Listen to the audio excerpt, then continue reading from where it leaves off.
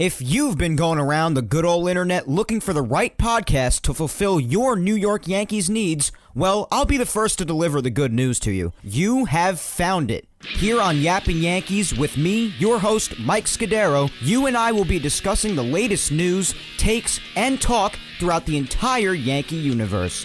Oh, and there may be some ranting on my behalf.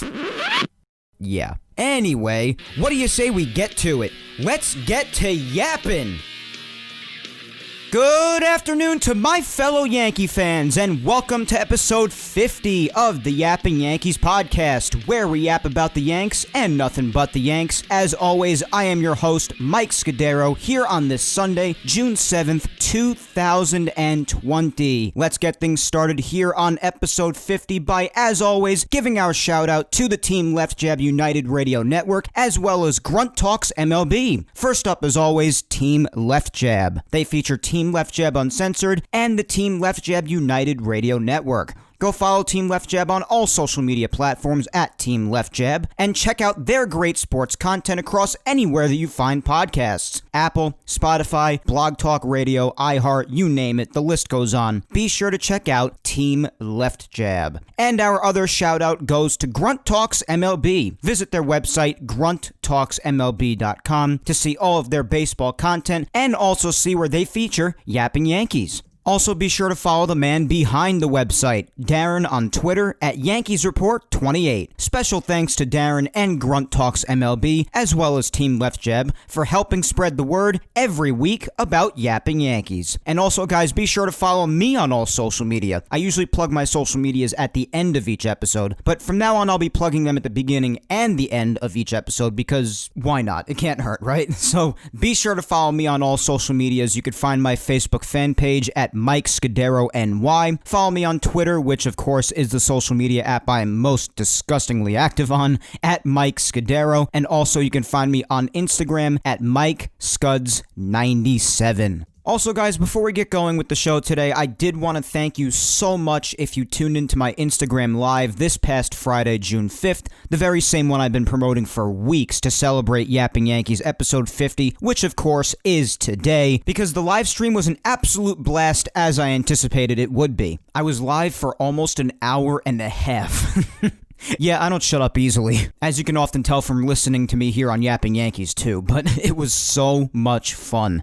I did have to split it up into two different live streams because, again, I went for an hour and a half almost, and I hadn't known at the time that Instagram has a 1 hour live stream limit. So when I hit an hour for the first one after it started to count me down towards the end of it, and when it hit 0, I just started another stream for the little while longer that I streamed for. All of it added up to nearly an hour and a half, and again, I enjoyed every minute of it. It was such a great time with all of you. There were lots of people who stopped by, hung out, had tons of questions for the Q&A, which obviously it was a Q&A, but it was also just meant to be laid back and enjoyable in general to celebrate Yapping Yankees episode 50. So there were tons of comments and just fun interaction overall, as I intended for there to be. We spoke about baseball, basketball, and hockey coming back. We spoke briefly about wrestling, had some people actually on the live from friends and supporters to my mother and my girlfriend. It was just tons of fun. I did also get a lot of feedback afterwards from people telling me I should do it more often, so I might. And I did say I would consider it beforehand based on how this live stream went. And I think it's safe to say I will be doing this again for sure, because it was definitely a success. So again, thanks so much to every one of you who tuned in and had a great time. And the next time I do this, I'll be sure to let all of you know when that is, both here and on my social medias again. And I hope those of you who couldn't make it to the live stream this past Friday can make it to that next one. And again, for those of you who did make it to this past Friday's live stream, again, thank you so much. It was so freaking awesome. Seriously, I had such a good time. You guys are definitely a lot of fun to talk to.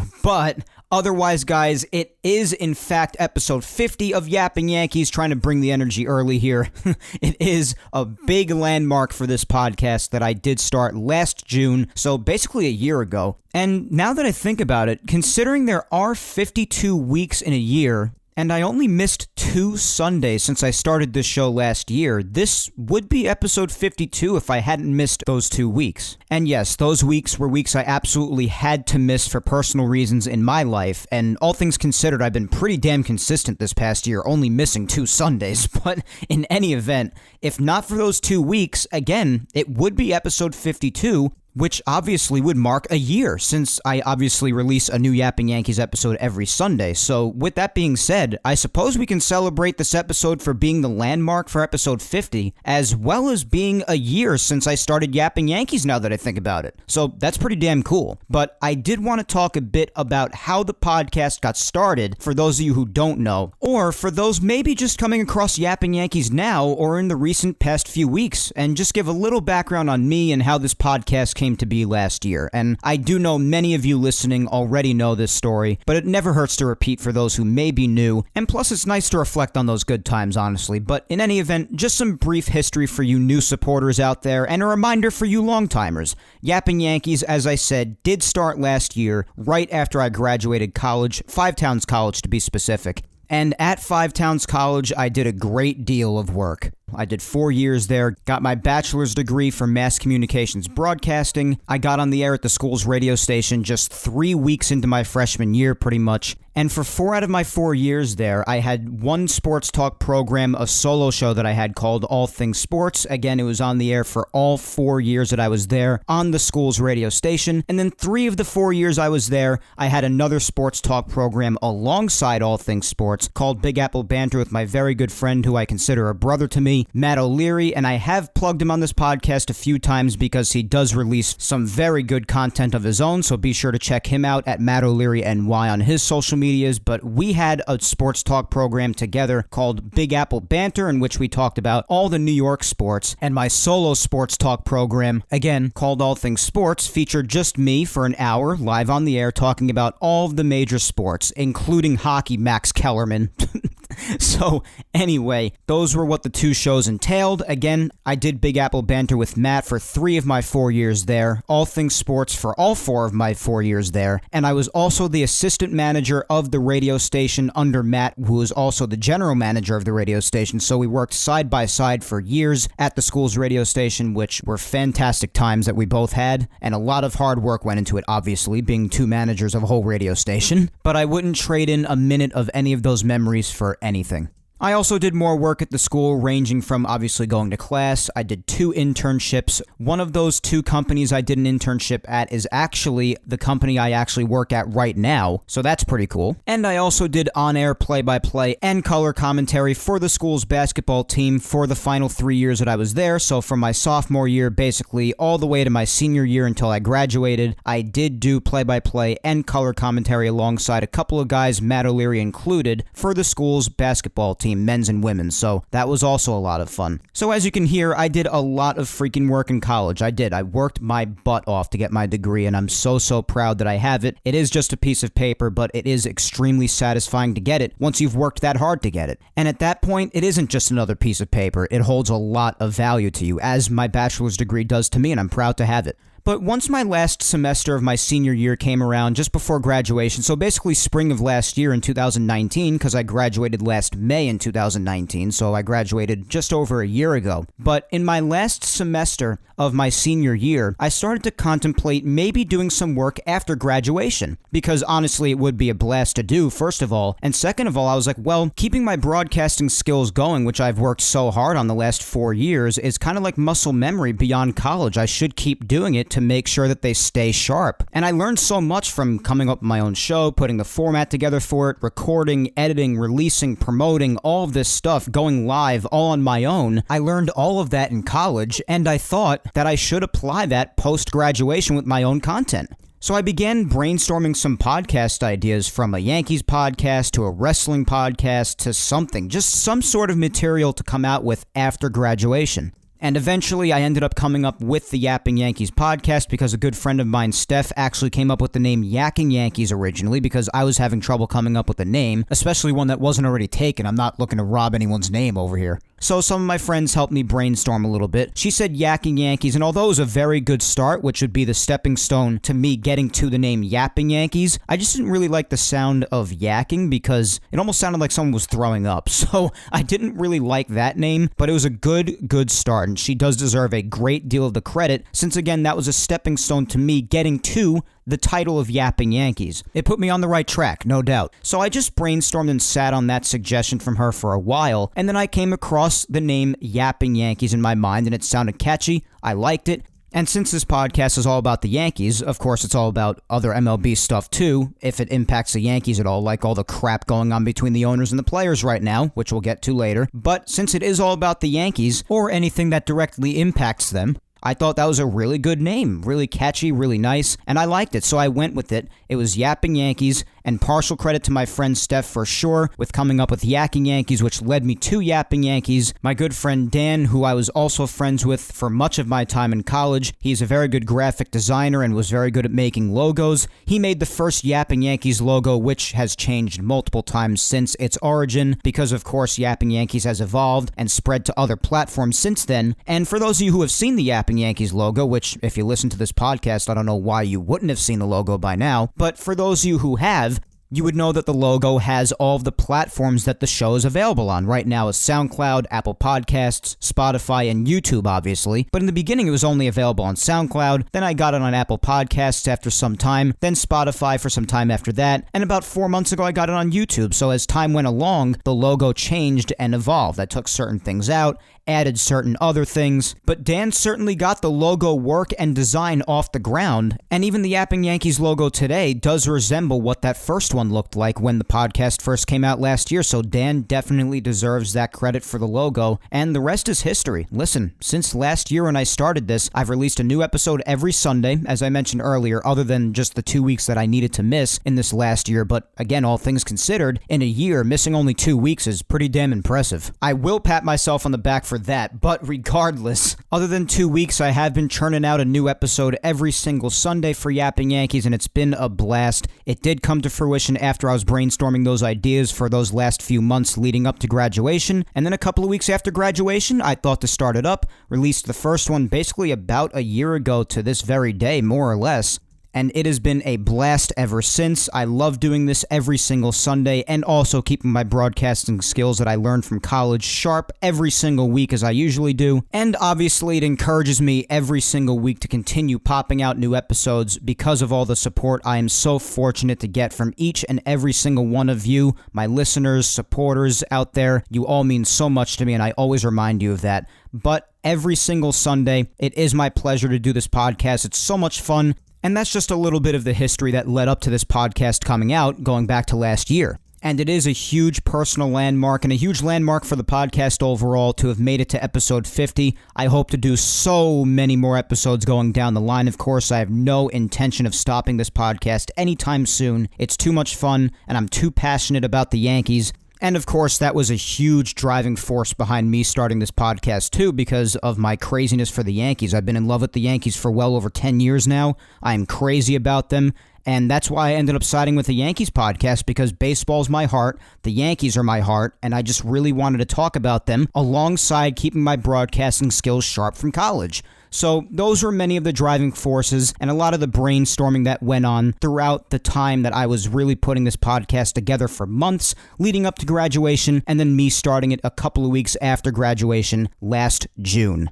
And think about it, we've had so much to talk about between how bizarre the 2019 season was, how crazy the playoffs were and everything that happened, everything that took place in the offseason with the cheating all the way up to now. This last year has been pretty damn adventurous, and I've been very, very fortunate to have so much to discuss on this podcast. I mean, regardless, I always come up with things to discuss every week no matter what. That's what content creators and producers do, and that's our job if we do shows. But we have had an awful lot to talk about this past year. So much has happened. And you know what? That's not going to stop today, because today we have a lot to talk about too here on episode 50. So that is some brief history, mainly for those who didn't already know. And if you want to know more about it, you're always free to hit me up on my social medias. Please don't be shy. Again, Facebook at Mike Scudiero NY, Twitter at Mike Scudiero, and Instagram at Mike Scuds97. You can always hit me up. I really don't care. I love to hear from you. But again, that's basically some brief history for those who didn't know about how this podcast came to be last year. And the rest has been history up until now throughout this past year, which, again, I have had a blast with every Sunday. I know I've said that many times already, but it bears repeating. I have a blast with it every Sunday. I truly do. Every time I bring out a new episode to you guys, and I'm lucky, again, to have such great supporters and listeners like you. And I know I always give my thanks to you guys, but you can never afford to do that for your lovers and fans and supporters and listeners. You can never afford to do that enough for them. So like I do at the end of every episode when I quote-unquote tip my cap to you guys for being awesome, I just want to do the same right now and remind you guys just how much you mean to me. I can never put into words how much I appreciate all of your love and support. And obviously I do hope the Yapping Yankees empire just continues to grow as time goes along. Always remember to continue to spread the word about the show to friends, family, anybody else you know. Just spread the word. And I also do wish we were closer to some baseball happening, so that those of you who haven't been listening to Yapping Yankees for a very long time could see what it's like to also talk about games that happen throughout the week leading up to each Yapping Yankees episode every Sunday, because it's even cooler going through what happened in some of the games throughout each week. But of course, we haven't had that for many months since the postseason in 2019, thanks to this godforsaken virus. And unfortunately, the more time passes, the less likely it's looking that we will have baseball in 2020 at all, especially now that, and we'll get into more detail on this later, of course, that it seems the league, alongside the team owners and the Players Association, are further apart than they've ever been since the negotiations to bring baseball back started. So isn't that just freaking glorious? So we'll be talking plenty about that later in MLB news, along with what has led up to the two sides being as far apart as they are throughout this past week, since the Players Association actually made a proposal to the league last Sunday, actually, and it was reported after I released Yapping Yankees last Sunday, so brilliant timing on that one, of course.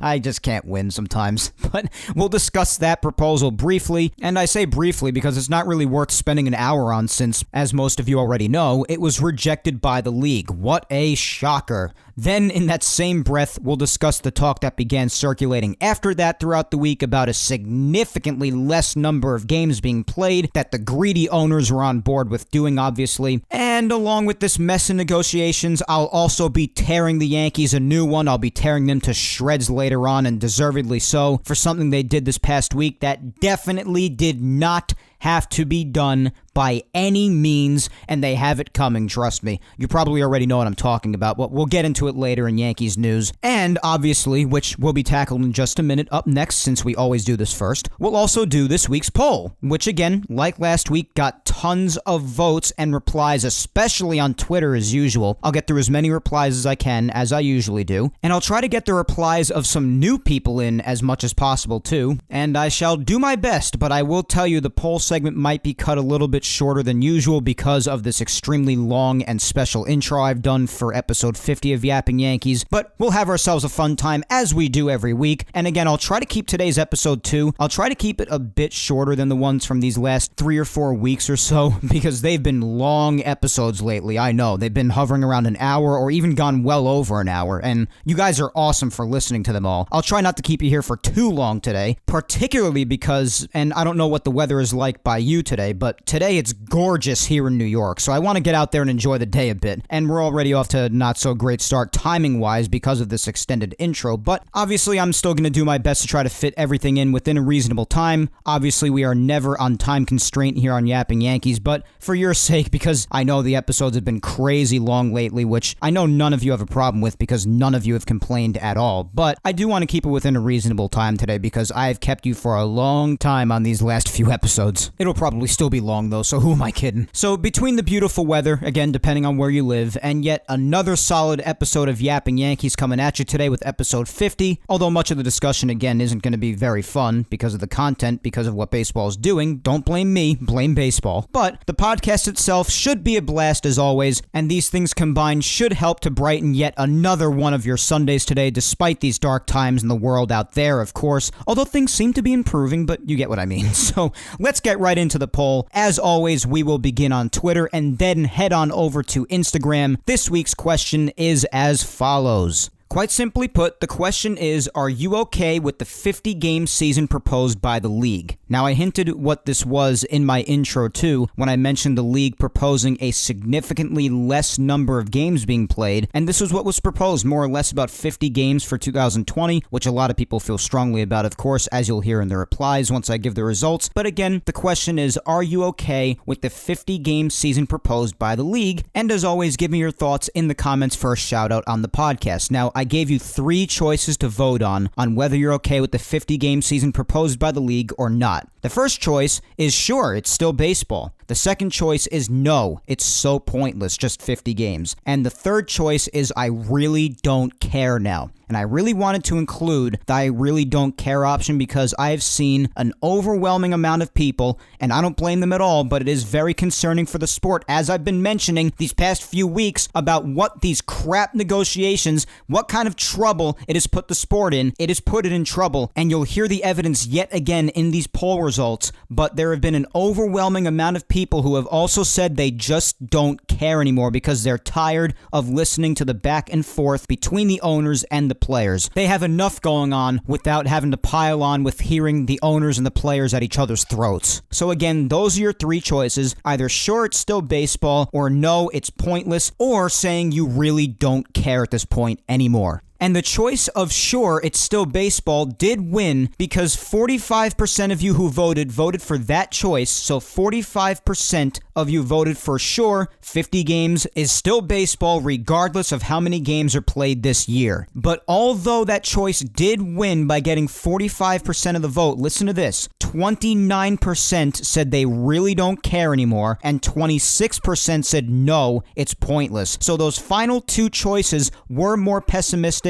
and really negative towards baseball playing 50 games this year. Only 50. So if you really think about it, even if 45%, which was the majority of the votes, voted for sure 50 games is still baseball, if you add up the 29% who voted for the fact that they really don't care and the 26% who said no, 50 games is pointless, you have 55% saying they either don't want it to start because 50 games is pointless or they really don't care. So really negativity prevailed in this poll, if you really think about it, against the 45% who said sure, it's still baseball. And we have a pretty healthy sample size here for a Yapping Yankees poll. Over 1,500 of you voted, so that's a pretty decent sample size. And of course, thousands and thousands more would be even better, but obviously right here, well over 1,000 people, between 1,000 and 2,000 people, that's not a terrible sample size. You have to imagine that may more or less just be the case amongst the baseball community at this point. So if you really look at it again, although 45% of people said sure, it's still baseball, and that choice won against the other 2, it's also important to look at the fact that if you combine the people who said no, playing 50 games is pointless, or they don't really care, if you add up the results of those 2 choices, those 2 results, you have 55% of people who feel that way. So you have 55% still thinking negatively on the subject against the 45 who still want baseball regardless of the amount of games being played. So you still have more of a pessimistic standpoint here, and again, I really can't blame people for feeling that way about not caring or thinking 50 games is ridiculous because we could get more than 50 games if greed wasn't prevailing here, as we know. And also, people are just tired of listening to the back and forth, and that's why I can't blame them for not really even caring at this point. And again, we're going to get into all of this even more later on in MLB news, so just be patient. But again, those are the results for the poll on Twitter.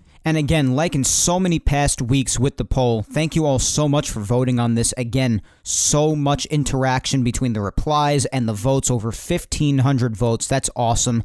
Obviously, the more people who vote just gives a clearer picture as to how people are really feeling, and it just makes for a better discussion. So speaking of that discussion, let's get down into the replies and get through as many as I can, because again, of course, we are almost 25 minutes into this episode already, and we haven't even gotten to the poll replies, so I'll try to breeze through these as fast as I can and try to get to as many of you as I can. And I know none of you really care how long I go on the podcast. You'll listen to it regardless, and again, I do appreciate that so much, but I don't want to keep you here for an hour again today, so let's get right into the replies.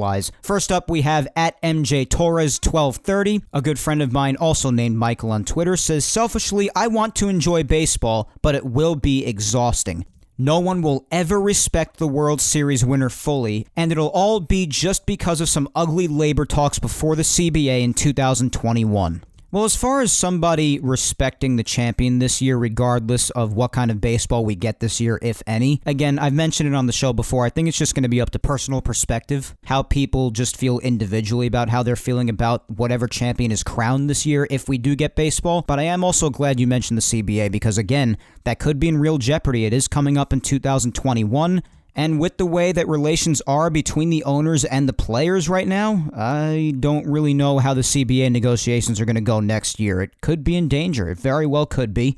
And God forbid, could lead to a strike. I mean, it's just... how much more nonsense are we supposed to take at this point as baseball fans? It's just been so much these last few months, from the way that baseball ended, injuries, to the cheating scandal, the punishments after the cheating scandals, which many people were not happy with, what's happened with the virus, and what's taken place as a result of that with trying to bring baseball back. It's just been insufferable for months. It really has been. And I'm not comparing our hardships as baseball fans to obviously the awful things going on out in the world. Not comparing that. I'm just speaking from the perspective of a baseball fan, how frustrating things have been with the sport these last few months, because it has been. At Irish Wrestles says, I'm trying to be optimistic. I want to see baseball back no matter how many games, empty arena, or social distancing, or whatever they have to do. Well, we'd all love to see baseball back, but unfortunately the only thing keeping us from that, as you know, is money. And I'm trying to be optimistic too, man, but as you know, the longer this crap goes on between the two sides, just it seems the less likely we are to get baseball. That's just the way that it is. At Official Stacy says, I really don't care at this point. Just kind of done with the back and forth. Well, you were basically the kind of person, Stacy, and you are a good friend of mine, so you know this, of course, and the way I feel about all of this, but you are basically the exact kind of person I was speaking for before in the poll results when one of the choices was you just really don't care at this point because you're exhausted by the back and forth. And a lot of people feel this way because if you go to this poll on Twitter that I posted and you see Stacy's comment, you'll see a lot of people liked it too. A lot of people are feeling this way. They're just tired of the back and forth. They really are. And I see this on social media all the time, so I know it's true. Up next, we have my good friend Tina on Twitter at MountainGal456, and she says, I'm sad to say, Mike, but at this point, I really don't care. The back and forth has taken all the joy out of it for this season.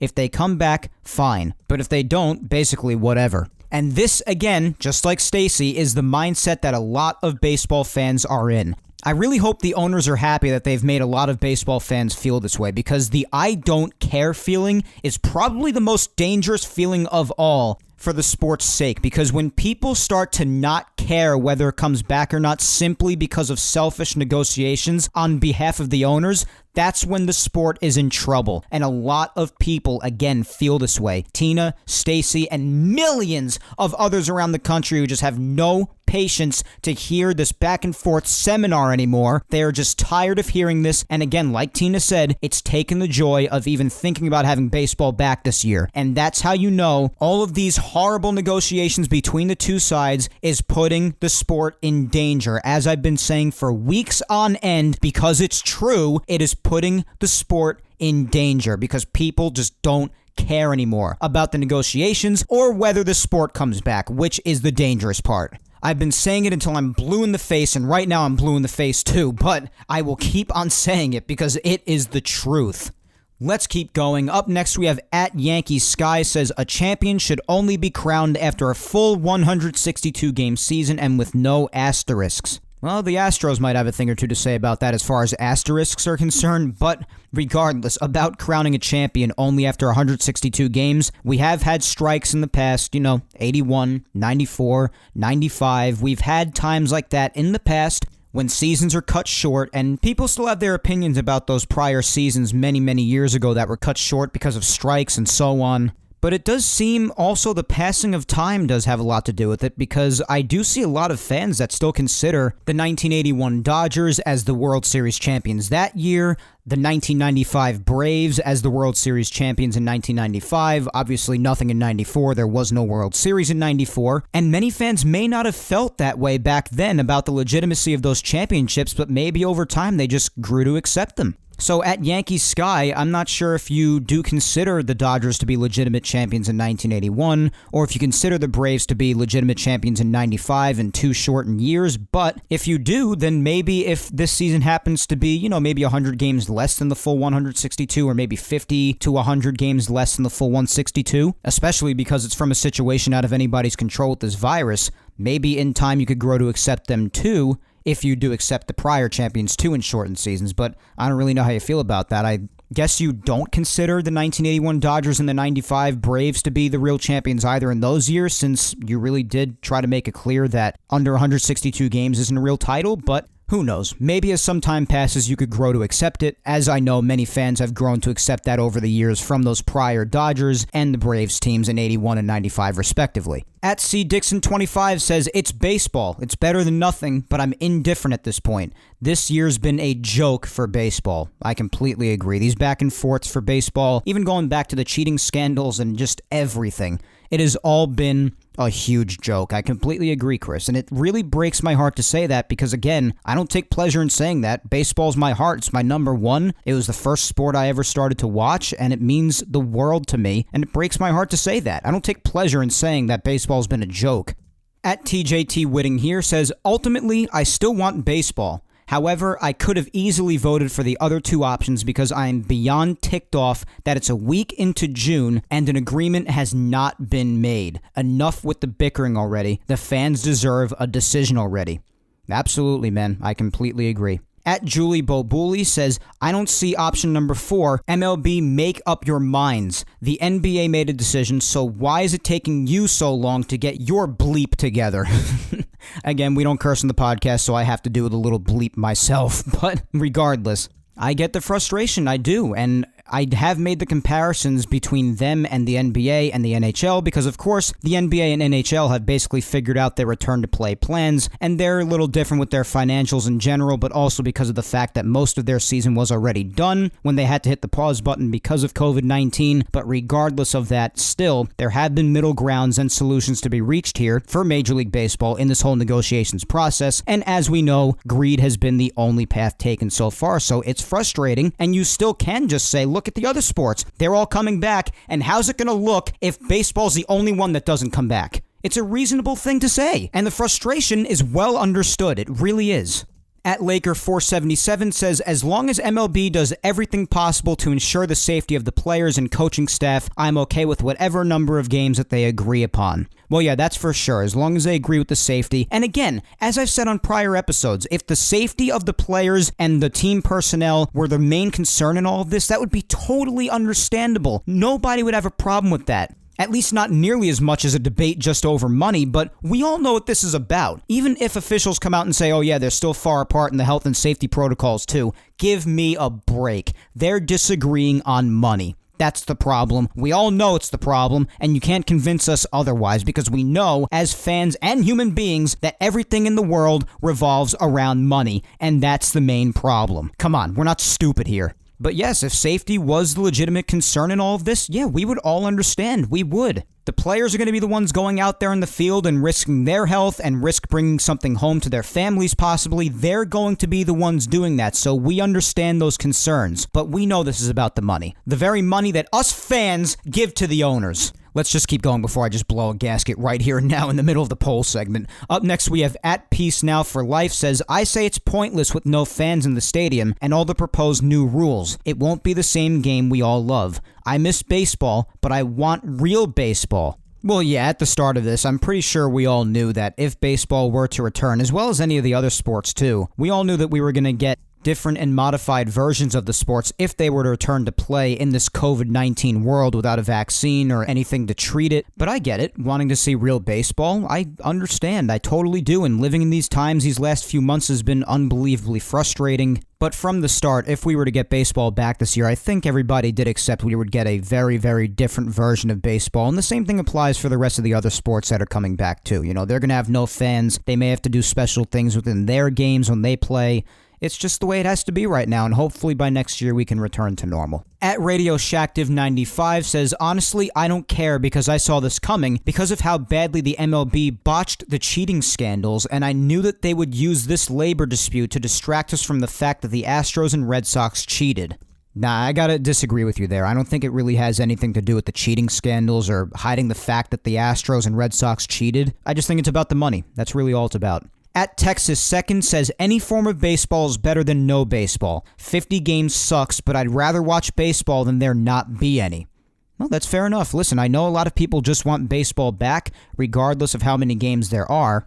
And that's fine. To a certain degree, I want that too. I just want to be able to turn on my television and watch baseball again, for the love of God. But again, there are definitely a lot of people out there who think it's pointless just doing only 50 games since it's just barely over a quarter of a real season. The fact that there are other solutions and middle grounds that could have been met that would give us more baseball, or because of the fact that they just really don't care anymore because they're tired of hearing the back and forth between the owners and the players. At Julian Guillarte 1 says, 50 isn't what you want by any means, but at least it would give us a distraction and something fun to talk about, and we would finally see Cole pitch, which is all I really want at this point. Well, listen, I'm not going to deny that I want to see Cole pitch at this point. I really, really want to see Cole pitch. Me and you, Julian, I know we were a couple of the main Yankees Twitter people who were staying up really late on Twitter the night that Cole was signed, and we exploded with excitement alongside many, many others. And for months now, we've just been dying to see Garrett Cole pitch in a regular season game as a Yankee, so I will definitely not deny that. And even if we only did get 50 games, that would be really cool to be able to see Garrett Cole pitch in a Yankee uniform at all in anything beyond a spring training or an exhibition game. But yes, I definitely understand. 50 games or more, it would be a distraction. But a lot of people feel otherwise. They just don't think there's a point. And it's hard to ignore that side sometimes because a lot of them have good reasons to back up their feelings on all of this.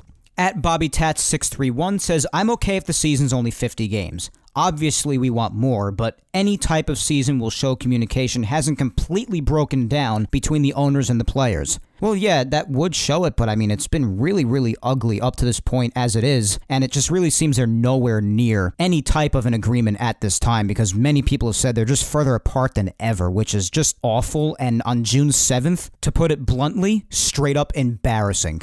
At Long Island_Tony says, baseball is baseball. All right, fair enough. At VR Srinat says, I get it that it's all complicated, and it's not easy to work out. The sides need to get on meetings and work things out. No point in dilly-dallying for weeks over a proposal. I am so over it. If this negotiation is bad, wait until the CBA. And yeah, that's what really freaks me out, that after all of this, the CBA negotiations could go terribly too, and then after all of this stuff, we could have a strike up ahead. I just really, really don't want that at all. Nobody does. At Official52011 says, I would like to have more than 48 to 50 games, like around 75 to 83, because I think 50 games or 48 games, which MLB wants now, is pointless because I don't think it's enough to make the playoffs. Well, yeah, that's fair enough because a lot of teams who can be a slow starter in the beginning of the year and then have a resurgence in the second half of the year, they could have a playoff chance taken away from them, or vice versa. If you're really good in the beginning of the year, but you don't really deserve to make it to the playoffs and you'd probably nosedive in the second half, you probably get a shot to go to the playoffs that you wouldn't get in a regular full season. But again, that's out of their control because, again, this all started from a situation that has been out of anybody's control. But it would certainly alter the fate of many teams as far as their playoff aspirations are concerned, as opposed to a regular 162-game season. There's no doubt about that. And a lot of people did mention this too, but a fine example of that is the fact that the Washington Nationals last year, if you only judge by the first 50 games, and of course they would go on to win the World Series last year, in the first 50 games they were well under 500, and they wouldn't have made the playoffs if they played a 50-game season last year. Meanwhile, with a full season, they had the time to rebound their record and go on to win a championship. So no doubt, cutting off that many games would alter the course of many things. Up next is at M. Zimmel, and he says, in my opinion, I would love to see the season resume. My biggest concern is the fact that the CBA is going to expire next season. The way relations between the league and the PA are at, we may have a strike. I would be okay if they use this time to ratify a new CBA and have a full season in 2021. Well, yeah, again, another person raising the concerns about the CBA next year, and they're valid concerns, they really are. Because again, if those negotiations go sour too next year, on top of everything that happened this year, going into 2021, you could have a strike. And then by then, oh my God, I can't even tell you how much trouble the sport would probably be in. It would be in so much trouble. Even extending the hardships between the two sides to next year with getting baseball back for a full and normal season, hopefully next year, even that being affected by these relations this year, that'd be like a bad nightmare. I can't even think about that. Let's get through a few more. At Sarah Jane _99 says, I always knew the owners were greedy as evidenced by ticket prices alone, but this has shown it on another level. Yes, it has. Yes, it has. Because even in times like this, these dark, dark times out there, they still cannot put their own selfish needs and greed aside. And it's us, the fans, who give them that money that they're truly turning their backs on. They're turning their backs on us, their main source of profit. And as I've said, like you're saying, this shows it on another level, and I, for one, definitely will never forget the greed of the owners this year in the midst of everything going on and how they still couldn't put it aside despite everything happening out there in the world. They still couldn't put it aside despite the fact that no matter what they do, whether they play or not, and if they do play, how they play, they would still lose money regardless, and they still didn't put their own selfish needs and greed aside. If anyone wants to school me financially now about how they own a business or how to be an owner or whatever, since I've never owned anything, then fine, do what you have to do. But all I know is that with the wealth of the owners, they could have easily compromised, come to more of a middle ground with the players, and get a return to play policy going and come to an agreement. At Big Thinking 25 says, I'm not on board with it. I feel that 50 games isn't enough for the people heading towards free agency to secure a big contract for roughly 1/3 of a season. Well, yeah, free agency has definitely been affected big time by everything going on, and we will definitely see that down the road. That is definitely true. Free agency has been rocked by this. At UD Jimmy says, I'd rather have a little baseball than no baseball at all. All right, fair enough. At Alex Vote 1198 says, Nationals were 19-31 after 50 games last season and ended up winning it all. 50 games is nothing. And yeah, I mentioned that before about the Nationals. Definitely cutting that many games off the schedule, it would alter the course of many things, as I said, and the Nationals are a fine example. And I knew a couple of people did mention that in their replies as well, but that was also an example I was thinking of when I originally heard that they wanted to do 50 games, the league meaning. So I certainly agree, but again, at the same time, we all knew coming into this year with how everything's been going on, we knew that we would see a different kind of baseball, at least just for this year. But again, I agree, it would majorly alter that. At Glenn Jackson 12 says, I guess anything for some baseball. Well, fair enough. At Fried Pork NJ says, too big of a risk of injury. Yeah, that's another concern among many. Is it worth sending the players out there to risk injury just for 50 games? Especially if you're a Yankee fan, you may feel that way because of how they've been haunted with injuries these last few years, but that could be a concern in the minds of some, as it is here. Is 50 games worth sending the players out there to get hurt? For some, it may not be worth it. Couple more. At DamL_Corey says, I really don't care until one of our guys gets hurt in the first week back. Well, another injury concern right there. At DMan1471 says, I don't care. The owners need to get their bleep together and just play. I'm with the players. They're the ones taking the risk and put forth the product and should be well compensated. And none of their contracts have pandemic clauses, although I'm sure there will be here on out. Well, I'm pretty sure the players knew that they would have to take some cuts somewhere, and that's why the prorated salaries were originally agreed upon, and then the owners, upon really measuring what their losses would truly be, if baseball were to return with no fans, they backed out on their word. Which has been the main reason why tensions have been so high, because that was originally agreed upon, the prorated salaries, and then the owners backed out of it. Let's finish off here on Twitter with @CharlieRicker24 says, I want to say sure, it's still baseball, but I am concerned for the game's future. The owners don't seem to care, and the commissioner seems hell-bent on destroying baseball as we know it. I don't see much there to disagree with. I mean, you guys all know my feelings on Commissioner Manfred, and I really am concerned about the game's future too. I've voiced that concern on this podcast ad nauseum, as you guys know. I do think the sport is in danger, as you guys know, if money is the only factor separating us from it in 2020. Evidenced by how many people are saying no, don't even start it if it's just 50 games because it's pointless, or saying that they don't even really care anymore.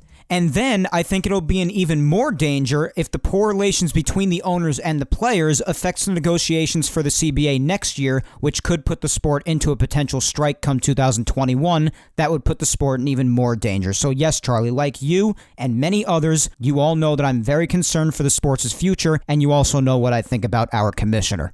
The one who's dedicated himself so much to growing the popularity of baseball by instilling all these small changes that most of them have done nothing, but in the same breath makes things as complicated as they are to bring it back for this year, and all of just the things combined, how he acted with the cheating scandals and just everything combined, almost everything that he's done since he became commissioner, I feel has put the sport in danger as well. I know the owners really have the major say, more so than Manfred. They're really in charge of it all. They're the ones with all the money. And again, that's another major reason I really blame them for these poor relations between them and the players, but they really have the end-all be-all. But the commissioner still has a big voice. He's the commissioner of baseball.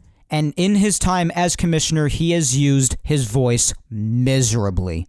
I think he has done very badly for baseball, and I think he is, like Charlie says, and like millions of others say around the country, I believe that he is hell-bent on destroying this sport. Now, Manfred himself would probably say, oh, you're out of your mind. You don't know what you're talking about. Of course I'm not hell-bent on it. Well, your actions say differently, Rob. They do, whether you like it or not. But in any event, as for Twitter, that's all for today with the replies. As always, thank you all for the poll interactions on there. Again, I apologize if I didn't get to you. There were a few of you that I was not able to get to, but as always, just keep trying every week in the replies, and I'll definitely get to you most weeks. I do my best. And again, thank you all so much for all the voting on there. So many of the weeks that Yapping Yankees has come out and I've done the poll, there have been so many votes on so many of the polls, and this week, yet again, like last week, over 1,500 votes. And again, the more votes, the clearer of a picture we get as to how people are truly feeling on a particular subject having to do with either the Yankees or baseball. So thank you so much for the high amounts of votes, over 1,500. Awesome stuff, awesome replies, and the whole 9 yards. You guys are just awesome. But let's head on to Instagram before we wrap up this week's poll segment. I see we're already about 45 minutes into the podcast, so let's get through Instagram and then talk about some Yankees news and MLB news from this past week. But as for now, on Instagram, of course, the same poll question applies. Are you okay with the 50-game season proposed by the league? And again, DM me with your thoughts on Instagram, as always, for your shout-out. And over here, the two choices, and again, you know I have to do two choices on Instagram because it's all they allow on Instagram story polls, but the two choices were yes, it's still baseball, and no/I don't care anymore. And on Instagram, a bit more of an optimistic standpoint from the voters. If you recall on Twitter, a combined 55% of people either said no, it's pointless to bring baseball back for just 50 games, or that they don't care anymore, and 45% of people said yes, bring it back, it's still baseball. On the contrary, on Instagram, 65% of people said yes, bring it back, it's still baseball, and 35% of people said no, or that they don't care anymore. So again, a bit more of an optimistic standpoint on Instagram. Let's get right over to those couple of replies. First up, we have my girlfriend at Vic Salimo on Instagram says, in my opinion, 50 games is better than no games. My main concern is that the guys will get rusty if they don't start playing in some form. But if they agree to a 50-game season, I wouldn't make it count for a championship. And yeah, many weeks ago, I did bring up the idea of if you're going to have that few amount of games played, maybe just make it like a fun exhibition sort of tournament, maybe towards the end of the summer or the beginning of the fall. I don't know. It's just an idea I threw around. Maybe some people would agree with that, or they may just think it's pointless and not worth putting the players out there and risking injury. I definitely understand that standpoint too. But yeah, because obviously 50 is a significantly less number of games, of course. And it is better than no baseball. Not arguing that part. I definitely hear that part too. And yes, another concern very well could be that with the players not seeing any live pitching in any live games since the couple of weeks that they did spring training back at the end of February into the beginning of March, all the way until spring training until next year, they could be a bit rusty on that. I do think that that's a valid concern too. And who knows, that could increase the volume of injuries too. We'd have to wait until next year and see if baseball's to not be played this year, how much of an effect it would have on next year's productivity. Then we had Richard Chin on Instagram says, it should be more than 50 games or 48 games now because it won't be enough. Well, a lot of people feel that way. They do. You are not alone. My good friend Laura Eisman on Instagram says it may be less games than what all fans want, but I'm fine with it. I'd rather see something than nothing at all. And we've seen a good amount of people with that standpoint, so I hear that, I do. And we'll finish off, as always, on Instagram with my mom, Julia Gina Scudiero, and she says, at this point, it could act as an appetizer for next year. Let's see what these boys have. Can we please see Cole pitch? Let's get our pitchers' arms working or they'll be rusted beyond repair till next year. Let's just see baseball on the TV already. Well, Mom, you and my friend Julian on Twitter would definitely get along as far as wanting to see Cole pitch badly because, again, you both know that I badly want to see that too myself. And yeah, yet another concern about how rusty the players, whether it be on offense or on pitching or what have you, another concern about players possibly being rusty, very rusty next year if baseball's not to be played at all this year and pitchers are not to pitch to live hitters and hitters are not seeing live pitching for a whole year. It is a concern, and a valid concern among many. But those are this week's replies for the poll on Twitter and Instagram. As always, I want to thank each and every one of you guys so much for taking time to join in on the fun with this week's Yapping Yankees poll here on episode 50. You know I greatly appreciate all the interactions, guys. You know that, and you know the drill. If I wasn't able to get to you this week, whether it be on Instagram or Twitter, just keep on replying to the polls every week, and I'll definitely get to your response on another poll in the future. Unfortunately, sometimes it's not easy to get to everybody, but I do my best. Keep commenting, and without further ado, we're going to jump right into Yankees news. As I can see, we're nearly 50 minutes into the show now. So much for trying to make this an episode on somewhat the shorter side of things, but I should have known. Big landmark, episode 50, extended intro this week. It was probably going to be a longer one, so let's get right into Yankees news, and unfortunately, as I mentioned earlier in the extended introduction, it's not going to really be anything good with the Yankees. It's going to be about 5 to 10 minutes straight of me just ripping my team apart, and rightfully so. It's because of a reason that I mentioned in last week's episode when I was talking about how through last Friday, not this past Friday, the Friday before, the Yankees were continuing to pay their minor leaguers their $400 per week, which I also mentioned is obviously barely anything since non-roster minor leaguers are in general very underpaid as it is. But I had hoped that the Yankees would continue to treat their minor leaguers right because through that last Friday they were doing it. They were still paying their minor leaguers. They hadn't announced the release of any of them. Organizations like the A's were talking about not paying their non-roster minor leaguers anymore and releasing many of them. Dozens of organizations around the league released hundreds of their minor leaguers combined, even close to maybe thousands, if not over 1,000. And it was more understandable amongst smaller market teams that did this because, of course, they make significantly less profit than the huge market teams like the Yankees, the Dodgers, the Red Sox, teams like that. But last week, I also mentioned the list of teams who at the time pledged to continue paying their minor leaguers for the rest of the year and or did not release a single one. Now, although the Yankees had continued again to pay their minor leaguers and keep them on past Friday, I also did mention that that was subject to change, that they could do otherwise this past week, and unfortunately, they did, which makes it even more disgusting because small market teams, again, like the Minnesota Twins, like the Kansas City Royals, even other ones like the Cincinnati Reds, even the Astros have done this. Those organizations pledged to continue to pay their minor leaguers and not release a single one for the rest of the year, despite the financial hits that have come as a result of the virus. And when that happened, I, and especially the Yankees non-roster minor leaguers, expected the Yankees to do the same because if small market teams like that can do that, then surely the Yankees, amongst the richest franchises in sports, could afford to do the same for their minor leaguers. Because the Yankees, not only are they the most valuable MLB team, but as I mentioned before, they're probably one of the most valuable teams in all of sports.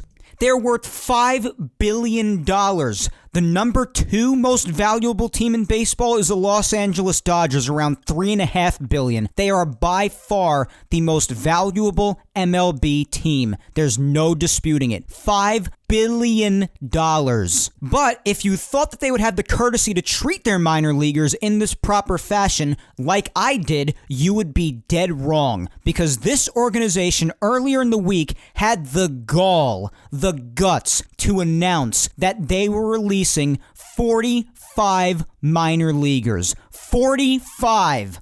And a lot of people jumped quickly to mention, some of them probably would have been released after spring training anyway. Well, what about the ones that wouldn't have been released after spring training? What about them? What are they supposed to do now? Get a job at a retail store somewhere? You are the New York Yankees. You can afford to pay those minor leaguers much more than $400 a week, and it would be like pocket change for you. This was an embarrassing and shameful move by the Yankees, regardless of how you look at it and regardless of how you spin it. I don't even want to hear the bickering about money. I don't have to be in on the Yankees organization to know this, but any regular citizen in the country can look at the Yankees worth $5 billion and then look at really small market teams like the Twins or the Royals and see that they're taking care of their minor leaguers, and the Yankees worth $5 billion are not. They have every right, like me, to be infuriated with this organization. It is clear that all higher-ups throughout MLB team ownership with these negotiations, and even with the Yankees when it comes to the minor leaguers,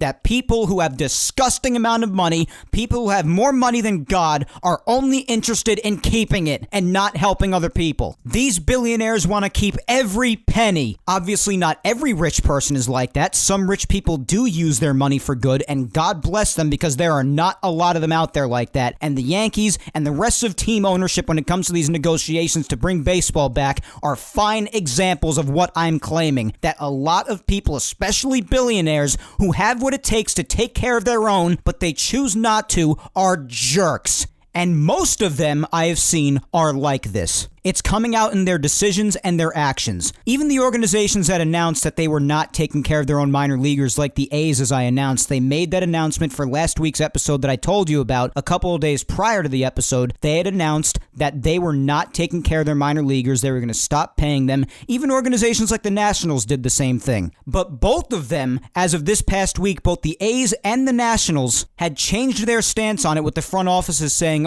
we realize we made a mistake and we need to take care of them. Why can't the Yankees do that? I've really had it, and that's why I've gone on such tirades these last few weeks about these rich billionaires who will not take care of their own even though they can afford to. The Yankees ought to be ashamed of themselves. Absolutely embarrassing. Those poor minor league guys that would not have been released after spring training anyway, which everybody loves to mention to try to jump to some sort of defense of this move, which there is no defending this move when you're an MLB team worth $5 billion like the Yankees are.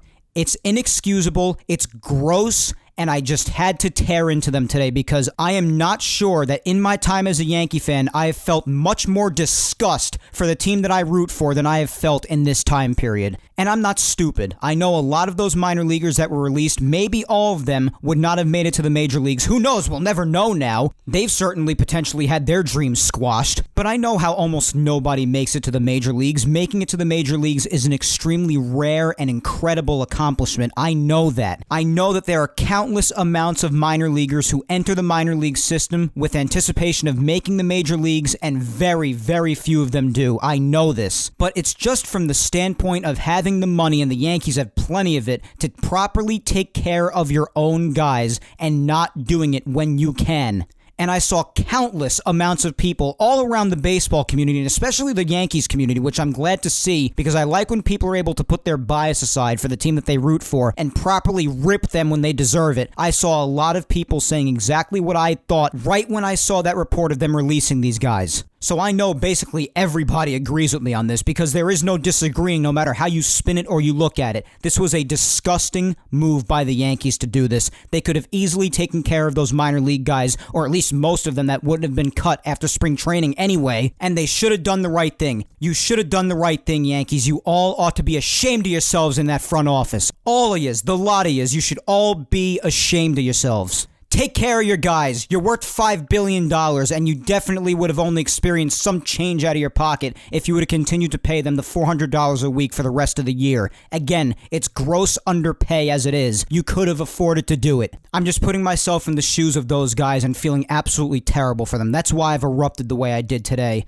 And also erupted for the thousands of others probably who have been released, who maybe wouldn't have been cut after spring training ordinarily, and maybe would have had more of a shot at the major leagues. Who knows? We won't know know now because they've been cut. Maybe they could have a future in this game after all this stuff is done, and maybe when these big organizations like the Yankees stop crying poverty, but we'll only have to wait and see. But I feel awful for those guys, and I wanted to give them a voice on the episode today and just voice how disgusted I am with the Yankees and all beyond rich and wealthy organizations like them, like the Dodgers or the Red Sox, which I know the Red Sox are not grouped in with this, but any rich organization out there that could easily afford to take care of their guys who are very underpaid as it is, and they just choose not to. It's not okay, and these organizations need to be called out on it, and that is exactly what I'm doing with the Yankees today. Shameful and embarrassing. The Yankees ought to be ashamed of themselves with this. But who the hell am I? I'm not someone with $5 billion. I'm just another guy doing a podcast, I guess. But I and every other Yankee fan out there has every right to be disgusted with the Yankees over this. We have every right.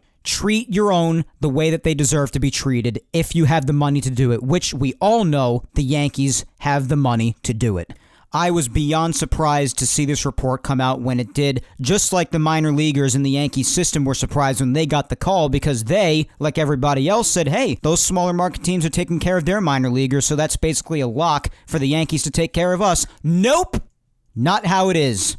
But it's okay, Yanks. Just keep on charging people $15 for beer. Keep your exorbitant prices for chicken buckets, water bottles, parking. Keep on charging us up the wazoo and making all your money that you make. And just continue to sacrifice all your morals by not taking care of your own, despite you making all the money that you're making. Absolutely disgusting. Shame on all of you. All of you in the front office completely deserve to be ripped to shreds because of this. Every single one of you who had to do with this decision deserve to be ripped to shreds. And I do wish I could tell you I'm going to calm down for MLB news now, but not necessarily the case, because like the Yankees organization's selfishness, the team's owner's selfishness as a whole, and the two sides' unwillingness to compromise, as I said earlier in the show, have the negotiations at the worst they've ever been since the start of this, and the chances for baseball returning in 2020 at an all-time low. So let's quickly discuss what happened in this arena before we end episode 50 today. We're at an hour already right now, I know. So much for an episode on the shorter side today. I should have known a landmark episode would be longer, but let's get into everything that happened with the owners and players this past week. I'm not going to repeat the same things, all the thoughts I've had that I've said a ton of times on past episodes yet again about this whole situation, but we should go through what's taken place between these two sides since last Sunday that's led up to these negotiations being in the worst state they've been in since the start of them. So let's rewind back to last Sunday night after I released episode 49 of Yapping Yankees already, of course. Again, as far as the reporting of this, fantastic timing as always, and of course I mean that in the most sarcastic tone possible. But if we flash back to last Sunday night, Jeff Passan released on Twitter that the MLB Players Association did in fact actually give a proposal to the league on Sunday night. So usually the league is the one to just get a proposal together, get it approved by the owners, and then pitch it to the Players Association, and the owners are the ones really taking the forefront of the negotiation since, of course, they're the ones with the money, and they really have the big say on what happens on behalf of the league and what they think. Because, of course, money talks. But now this time it was different because the Players Association came up with a proposal of their own and proposed it to the league and the owners. I'm just going to go through what the details included really quick. I'm not going to spend much time on it at all because, as we all know already, this was rejected a couple of days later by the league. But again, Jeff Passan released the details of the proposal on Twitter. And again, for those of you who don't know, Jeff Passan is an MLB insider. He is a very reliable source to follow. Probably one of the most reliable sources to follow other than guys like Ken Rosenthal. But Jeff reported that the proposal included a 114-game season that would end on October 31st because, as we did briefly mention last week, it was being mentioned that the league was really trying hard to have the season done by October 31st or November 1st, which, as we know, is around the time that the postseason usually ends. So this 114-game season would end on October 31st. It also mentioned the right for all players to opt out of the season if they wanted, and also mentions potential deferral of salaries if the 2020 postseason were to be canceled. And for the players opting out, those who were considered high risk would receive salary, whereas the others would receive service time only. The players would also receive $100 million total advance during the new spring training, the second spring training, and the PA also proposed 2 years of playoff expansion. Now, obviously, 114 games sounds awesome, but it also included prorated salary, with some loopholes as you just heard when I described the proposal. But I and many others had a feeling that if the owners were fighting so hard on giving prorated salary for about 82 games, then I doubt that they would do that even if loopholes were in the proposal for 114. And not to my surprise, it did seem that I was right, because shortly after, just a couple of days following the MLBPA proposing this to the league rejected this proposal. Despite the olive branch of the deferred salaries, which the deferred salaries you've known, I've spoken about them on the past couple of episodes of Yapping Yankees, have been thrown around as a possibility to ease things up for the owners a little bit. And that's why the Players Association mentioned salary deferrals in this proposal as sort of an olive branch to the league and the owners. Evidently, it still did nothing, because the proposal was still rejected by the owners and the league. And it was announced Wednesday officially that the league had rejected the 114-game proposal, but I had a feeling that they weren't on board with it anyway, because on Monday, Major League Baseball immediately hit back and proposed a 50 to 60 game season with the previously agreed upon prorated salaries as the players wanted. But of course, this wasn't for 70 to 80 games or the 114 that the Players Association proposed, because of course, the players want to play more games. That's why they proposed that many, but the original discussion was 70 to 80, and then the league now hit back with 50 to 60, with even 48 being a number thrown around the last couple of days, which obviously is a very, very little amount of games compared to that of a regular schedule. It's barely over a quarter of a season, and obviously since it is a much less amount of games than spoken about in past weeks, that's why they would be willing to do the prorated pay, because it's barely any games, 50 to 60 games, which now it really sounds like as of today and yesterday, it's like 48 or 50 now. That's not many games that you would have to pay the prorated salary, and that's why, with the number of games driven down significantly like that, now the owners would be willing to pay prorated salaries like it was originally agreed upon. Just with less games, meaning less money going out. But the two sides now, because of this, because of how clearly far apart they are in their thoughts on what baseball should be like upon its return, these two are clearly not even close to being on the same page. It has now resulted in negotiations being at a worse stage than they've ever been at throughout this entire thing since the return to play talks started between the two sides. And it's all about the money. What a shocker. One side wants 114 with prorated, the other wants 50 to 60, maybe even 48 to 50 now with prorated pay, and many other things still not agreed upon financially. And now here we are on June 7th with the dates and the likes of June 10th or 15th that have been thrown around for the start of spring training 2, just days away, and the rumored dates throughout the first week of July being the start of the season are basically all out of the question now at this point, without an agreement being reached between the two sides, with people like Ken Rosenthal or Bob Klapisch or John Heyman all saying that negotiations at this point are in the worst state they've been in, basically since the start of this exhausting, very public, and irritating back and forth seminar. So I'd say at this point, like I said last week about time running out, that unless something miraculous happens in the next week or so between the two sides as far as an agreement, those dates I mentioned before, the original dates they were hoping to start up by, a week has passed now, and I'd say those dates are out the window, and now they cannot start spring training 2 by next week and the regular season around the 4th of July unless, again, they come to an agreement like tomorrow. It's too soon. Like I mentioned last week, you'll need time to get all of the players and all other team personnel to their respective facilities, or spring training parks in other words. Get the facilities all ready to go, get the games together and play, give everybody proper time to get ready again after abruptly stopping spring training months ago because of COVID, and then get the season started by around July 4th. And I'm sorry, I think it's already too late to get all of that done, and there still isn't an agreement, with the two sides further apart than ever. And with this, you have more and more people every day, as you heard on this very podcast by the regular people out there listening to this back and forth. You are getting more and more people caring less and less about baseball returning because of the exhausting back and forth, and that spells danger for the sport no matter how you put it. So congratulations on driving people away from the game. Really good. I gotta give it to you. Gotta clap. I really gotta give it to you. Excellent job, you fools.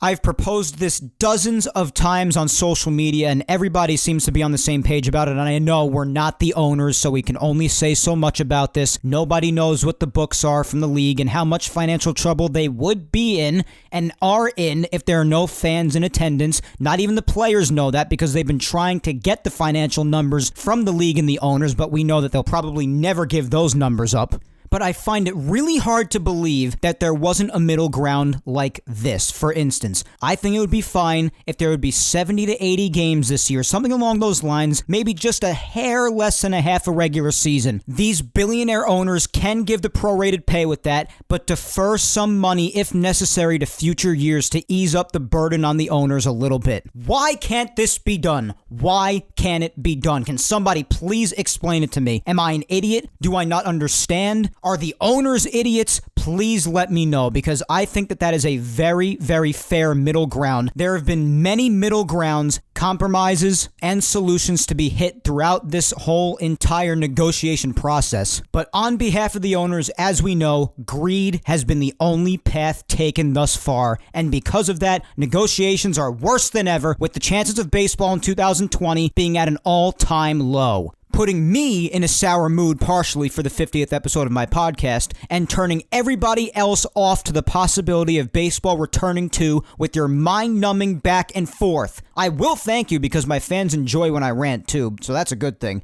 But you have left us with nothing but aggravation. Us, the fans. And I'll repeat this one thing every week because it bears repeating. Us, the fans. The ones who make you what you are and keep you owners billionaires. Keep you rich for buying networks like the Yes Network for the Yankees, going to games, and paying for parking, merchandise, concessions. The list goes on because we love and are dedicated to your product. It's us that you're turning your backs on, owners. Do any of you care, or do any of you also care about the damage you're doing to the sport with these infuriating negotiations with the CBA around the corner in 2021? While all the other sports are returning too, while you continue to dispute pennies on the dollar, do any of you care? Anyone? I guess not, because your actions are still telling us all that we need to know, that you don't care about the fans or the sport.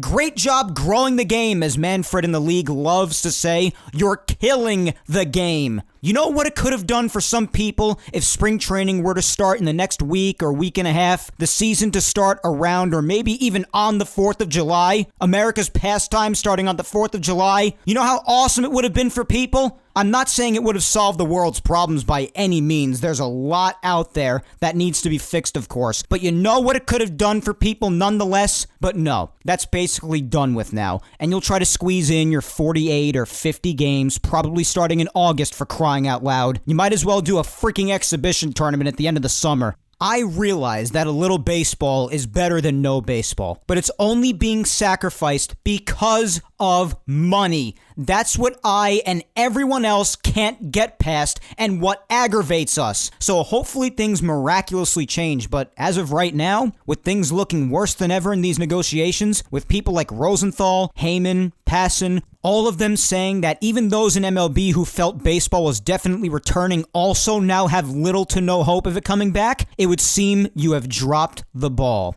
over money. I know they've said they also don't agree on safety protocol yet either, but don't waste my time with that. I'd understand that if that were the case. I'm not a heartless monster, but it's the money. It always has been about the money. I know that, the rest of the fans know that, and so do the owners and the players. So congratulations, owners. I'm sure you cannot wait to watch your consumers, me being one of them, enjoying basketball, hockey, and even other sports going on that I've mentioned are coming back in prior episodes, all doing their thing while you do nothing.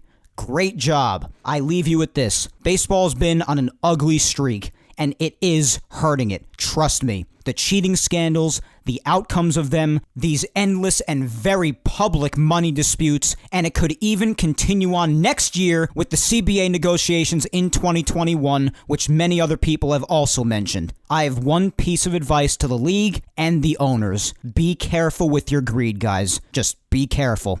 That's all I'll say, And that's how I'm going to leave you, because as of now, that is all for episode 50 of Yapping Yankees today. I have definitely kept you long enough. One last shout out to Team Left Jab and Grunt Talks MLB. Team Left Jab features Team Left Jab Uncensored and the Team Left Jab United Radio Network. Be sure to go follow Team Left Jab on all social media platforms at Team Left Jab and check out their great sports content across anywhere you find podcasts. Apple, Spotify, Blog Talk Radio, iHeart, you name it, the list goes on. Be sure to check out Team Left Jab. And our other shout out goes to Grunt Talks MLB. Be sure to visit their website, grunttalksmlb.com, to see all of their baseball content and see where they feature Yapping Yankees. Also be sure to follow the man behind the website, Darren, on Twitter at Yankees Report 28. Special thanks to Darren and Grunt Talks MLB, as well as Team Left Jab, for helping spread the word every week about Yapping Yankees. And also, as I've been doing since COVID-19 began, I also want to give one last shout out to all of those fighting this virus on the front lines, and I'm glad things are improving, but they are still selflessly, bravely, and tirelessly doing all they can to rid us of COVID-19, from the doctors,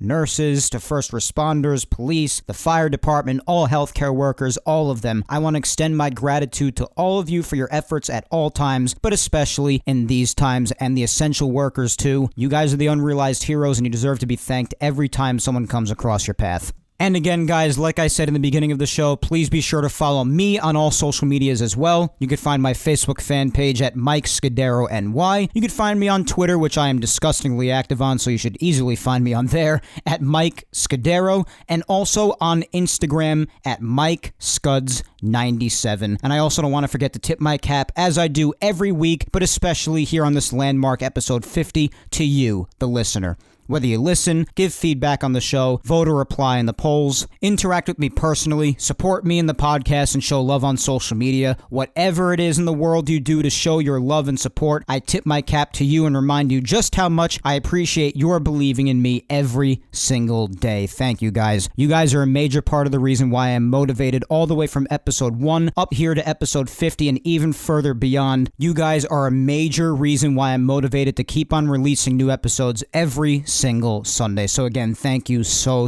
much. I do hope you SoundCloud, Apple Podcasts, and Spotify listeners enjoyed as always, as well as you YouTubers out there. Don't forget to hit that subscribe button on the Yapping Yankees YouTube channel and listen to the past Yapping Yankees episodes. Episodes 34 up to this one, episode 50, are available on YouTube, and episodes 33 all the way back to episode 1 are available on SoundCloud, Apple Podcasts, and Spotify. Once again, thank you 3,000 for listening. I am Mike Scudiero, and I will talk to you next Sunday, June 14th, when I come at you with episode 51 of Yapping Yankees. Until next Sunday, hang in there, be patient, please be safe out there, look out for your loved ones, and as I've always been saying, do not be a moron.